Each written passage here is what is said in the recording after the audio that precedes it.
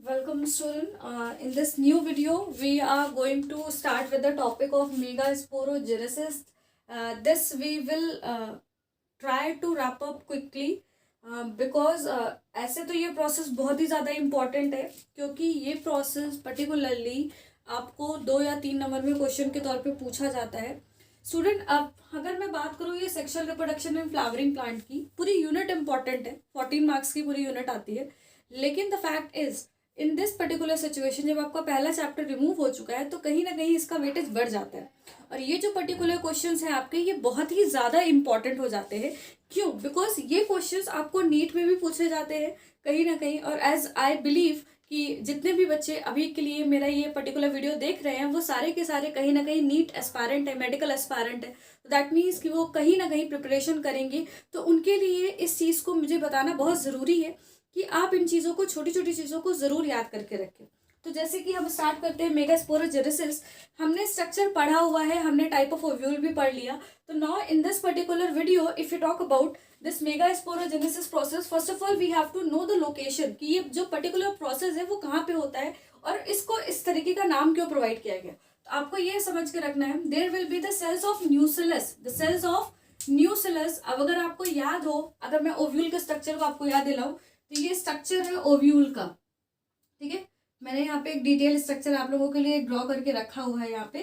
तो this is the structure of ovule. अगर मैं बात करूँ तो दिस पर्टिकुलर ओव्यूल, ये जो पूरा स्ट्रक्चर है, दिस ये जो हिस्सा है, this inner portion is known as the nucellus. इसे हम कहते हैं न्यूसिलस. यहाँ जितनी भी सेल्स है ये सारी की सारी सेल्स आपके डिप्लॉइड्स है. ये याद रखना है कि न्यूसिलस की जितनी भी सेल्स होंगी वो सारी की सारी डिप्लॉइड है. ये क्वेश्चंस भी बहुत पूछे जाते हैं और बच्चे कई बार कंफ्यूज हो जाते हैं कि मैम उसकी प्लॉइडी क्या होगी, कैसे याद करें. तो चूंकि अभी ये किसी भी तरह के प्रोसेस में पार्टिसिपेट नहीं कर रहे हैं तो ये जो सेल्स होंगी ये डिप्लॉइड ही होंगी. जितने भी प्लांट्स होते हैं, जितने हम लोगों की भी जो सेल्स होती है वो normally vegetative cells are always diploid. तो यहाँ पे भी जो सेल्स है वो अभी कैसी है, diploid. Out of these nucellus cell, ये सारी न्यूसिलस सेल्स है यहाँ पे, जितनी सेल्स यहाँ पे प्रेजेंट है. इन न्यूसिलस सेल्स में से कोई भी एक सेल ने अपने आप को डिसाइड कर लिया, ठीक है, फ्रॉम द पेरिएटल एंड.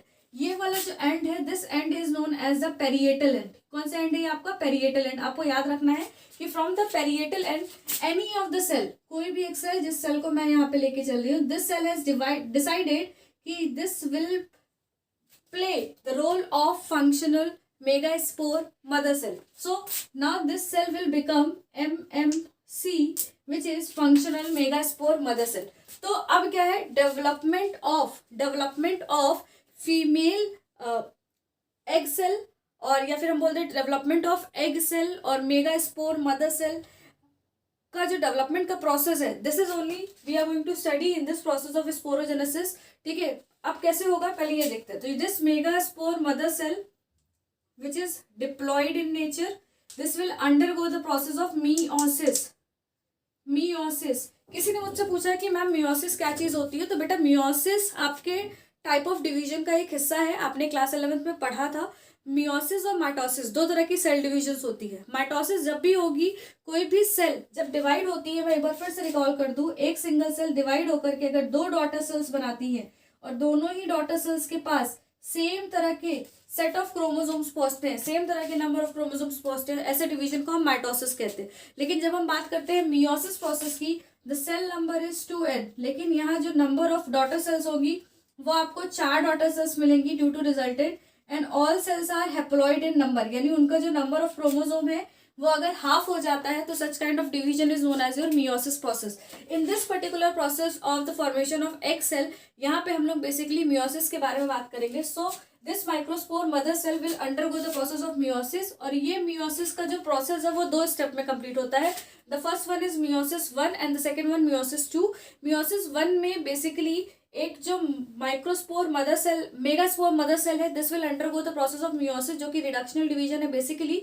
और यहाँ पे जो सेल होगी वो अपने आप को डिवाइड करेगी इनटू 2 सेल, जो कि डाइड के फॉर्म में डिवाइड होकर के. तो मैं यहाँ पे डिवाइड करते हुए भी चलती हूँ. सपोज करिए this is 1 cell, this is undergoing the process of meiosis first, और this will be divided into 2 cells. यहाँ पे 2 सेल्स में उसका डिवीजन आपको देखने को मिलेगा, या कभी कभी बुक्स में इस तरीके का डायग्राम भी आपको देखने को मिलता है.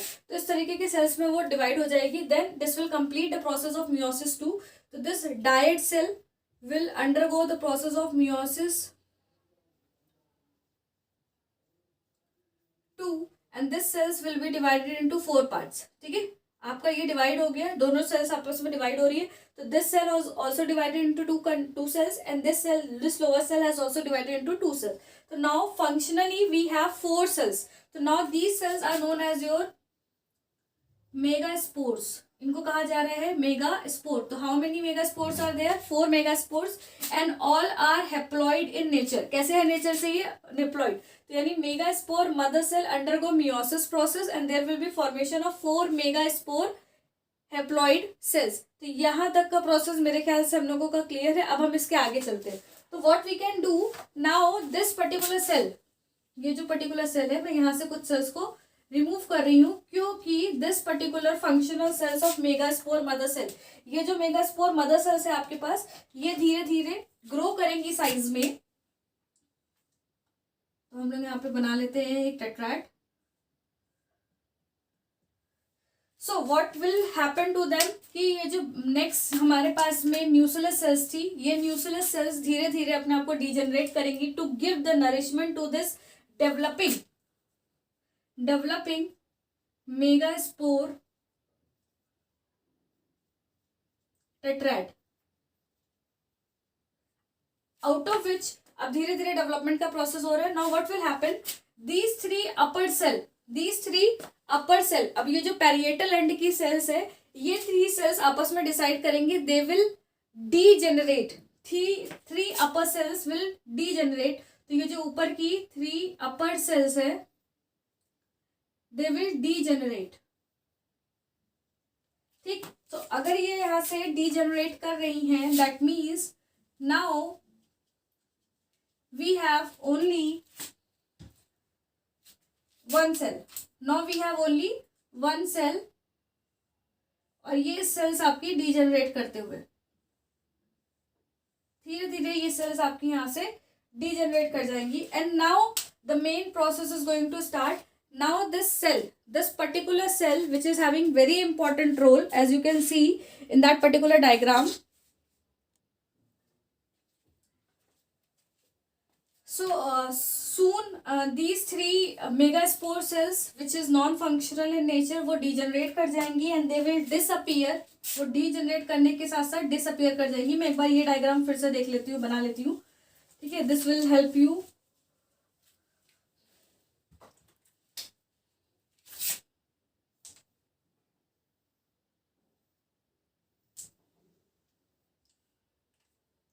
So now we have a this nucleus cell.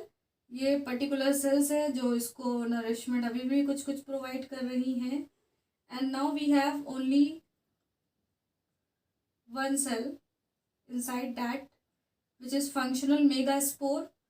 This functional megaspore enlarges in size and start performing division of nucleus. And there will be, ये important question है, there will be only and only free nuclear division. आपको याद रखना है कि inside this megaspore free nuclear division होना start होगा, जो कि माइटोटिक डिवीजन के थ्रू होगा या माइटोसिस के थ्रू होगा. So inside this one nucleus is there. This is haploid in nature. मैं एक बार एक्सप्लेन कर दूं. And this will divide itself mitotically. ये अपने आप को माइटोटिकली डिवाइड करेगी. कौन डिवाइड कर रहा है? Nucleus. And the division is free nuclear. Free nuclear का मतलब कि यहाँ जो डिवीजन है वो सिर्फ न्यूक्लियस में होगा, सेल कंटेंट में कोई भी डिवीजन देखने को नहीं मिलेगा. So first of all, after first meiotic division, after first mitotic division, there will be formation of 2 nuclei. Then second mitotic division, there will be formation of 4 nuclei, and there will be third mitotic division, and there will be formation of 8 nuclei. मेरे ख्याल से ये चीज में किसी को doubt नहीं होना चाहिए. एज यू कैन अंडरस्टैंड कि आफ्टर 3 रेपिटेटिव माइटोटिक डिवीजन और free nuclear mitotic division we have found here 8 nuclei. यहाँ पे टोटल कितने डेवलपमेंट, कितने न्यूक्लियाइज आपको देख रहे हैं? 8 nuclei. And then they will slowly start moving to their ends. अपने एंड्स की तरफ जाना स्टार्ट करेंगे. आप देखो कैसे कैसे ये एंड्स की तरफ जाना स्टार्ट करेंगे. 2 cells will come at the base, out of which 2 will be playing the role of synergid.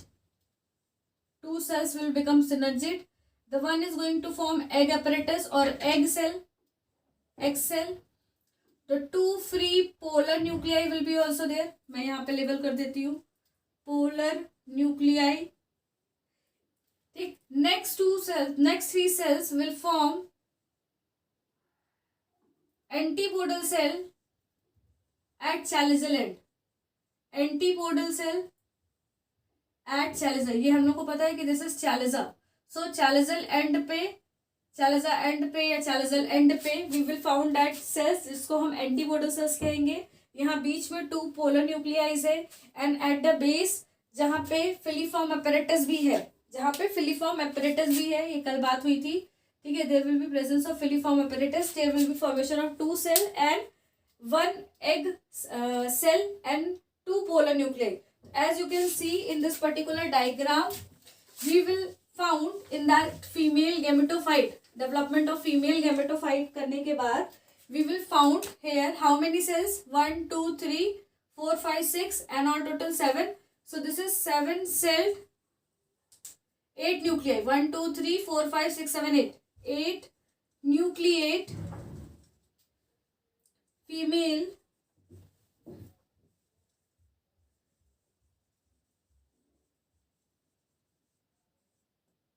Gametophyte. सो ये हमारा स्ट्रक्चर हो गया इस पर्टिकुलर डायग्राम को लेकर के. होप ये आपको समझ में आया हो. ठीक है. अगर आपको कोई चीज़ें नहीं समझ आती है you can write down in comments. और this is also very important. मैं हर क्वेश्चन को लेकर के यही बोलती हूँ कि इंपॉर्टेंट है. तो बेसिकली मेरा मानना ये है कि we are preparing for 70 out of 70. तो 70 आउट ऑफ 70 के लिए अगर हम प्रिपेयर कर रहे हैं तो जाहिर सी बात है सारी चीज़ें इंपॉर्टेंट होंगी. इसलिए मैं कह देती हूँ. एक छोटी सी स्टोरी में ज़रूर बताना चाहूँगी आपको. देखिए कोई भी इंसान सबसे इम्पोर्टेंट ये होता है कि वो अपने मन से जीतता है और अपने मन से हारता है. ठीक. अब सपोज करिए आप कमरे से बाहर ही मत निकलिए. आप यही सोचते रहिए कि आपकी जो दुनिया है वो कमरा है. ठीक है. आप रोज़ यहाँ पे रेस लगाइए, आप रोज़ यहाँ पे डांस करिए, आप रोज़ यहाँ पे काम करिए, सब कुछ करिए. लेकिन आप ये सोचोगे ना कि भाई मेरे से बेहतर कोई हो ही नहीं सकता.